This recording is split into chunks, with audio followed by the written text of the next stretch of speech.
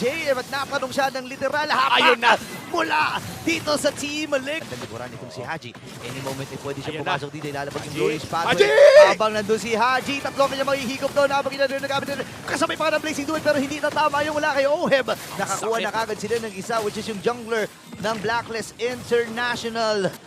Parang Wow. defensively nagagamit. 2 beses na nagamit yung Blazing Duel defensively. Oo nga, and Haji with a 3-man setup. Agarang na-counter Sige, ito. dito. Oh, wait Aroy ko! Sa mid lane, pero mukhang babasag na ang kanilang torre. At si MP! Si MP delikado. Si MP!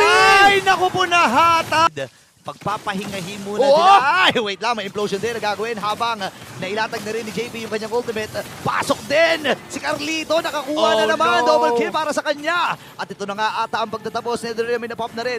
Dito ni Sanji, 3 na lang ang natitira. Wala rin sila mga minions dito at kailangan na tapusin na Team Liquid PH. Sila